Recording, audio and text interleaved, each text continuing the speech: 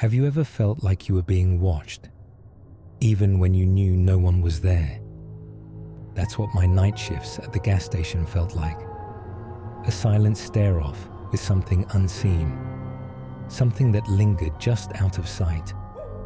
I convinced myself it was just fatigue, my tired mind playing tricks, but deep down, I knew better. I started working the graveyard shift to make ends meet. The station was tucked away just off the highway, the kind of place travelers only stopped at out of desperation. By midnight, it was just me behind the counter, sipping stale coffee, counting the minutes until morning. The fluorescent lights above flickered sometimes, casting odd shadows on the walls. The clock seemed to tick slower than usual on those long nights. Most nights were uneventful. Truckers rolling in for gas, the occasional late-night driver grabbing coffee. Nothing unusual, but something about the quiet hours between 2 and 3 a.m. always felt off, like the air turned heavier, colder. I started dreading that hour, especially once the phone call started. It began with the payphone. At exactly 2:37 a.m., it rang. An old payphone sat outside by the air pump. No one ever used it. I figured it was a prank, but curiosity got the better of me. I stepped outside, picked up the receiver, and silence. Not even static, just nothing. I hung up, but before I could turn back inside, I noticed something. Footprints. Wet, muddy footprints leading from the payphone to the edge of the lot and stopping abruptly. No tire marks, no sign of someone walking back, just footprints that started and ended. The next night, the payphone rang again, 2:37 a.m. This time I ignored it, but the ringing didn't stop. It just kept going and going until I couldn't take it anymore. I stormed outside, yanked the receiver off the hook, and hissed, "Who is this?" A voice whispered back, "Help, me." I froze. The voice was thin and weak, like someone barely holding on. "Where are you?" I asked, my breath fogging the glass. The voice was closer this time. "Behind you." I spun around, but no one was there. Only the footprints, fresh this time, still glistening with water. They trailed past me, circling the gas station and stopping at the window where I stood. I bolted inside and locked the door.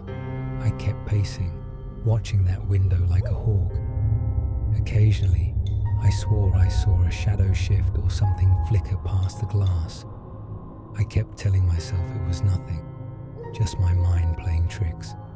The silence was maddening, every creak in the walls making me jump. That night, the lights flickered and shadows danced on the walls.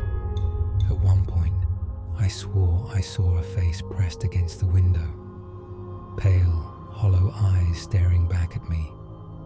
By the time I mustered the courage to look closer, it was gone. The next day, I told my boss about it. He laughed it off.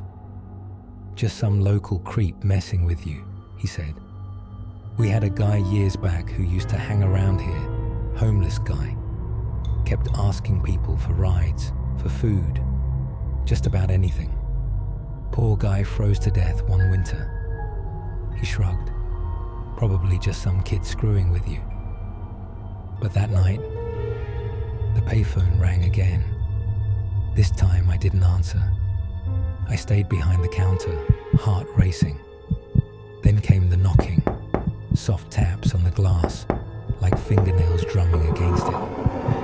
The taps turned to pounding, heavy and insistent. I peeked over the counter and saw him.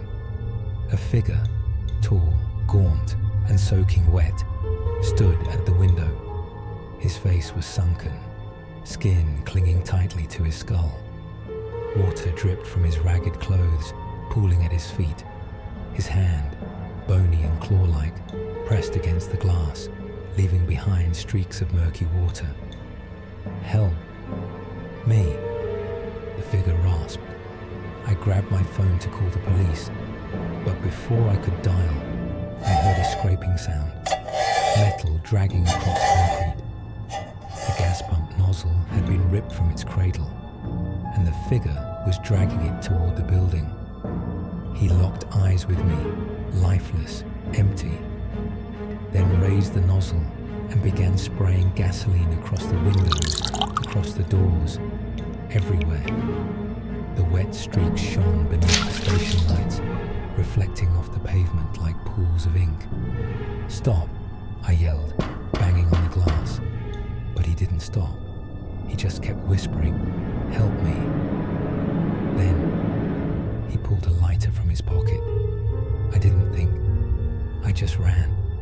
I bolted out the back, sprinting into the dark. Behind me, I heard the whoosh of flames igniting and glass cracking. The roar of the fire swallowed the gas station whole, the heat licking at my back as I sprinted down the road. The fire department said the blaze was suspicious. No one believed my story about the man at the window. They found no body, no footprints, nothing. Just a soaked payphone receiver dangling from the hook and streaks of muddy water trailing to the edge of the lot, stopping abruptly. I quit the next morning, but curiosity kept gnawing at me. A week later, I drove past the charred remains of the station. That old payphone still stood, somehow untouched by the fire. I stopped, staring at it from my car window. Then it rang. I sped off, my tires screeching as I peeled out of the lot. I never went back, but sometimes when I pass that gas station, I swear I still see those wet footprints leading straight to the payphone, and every now and then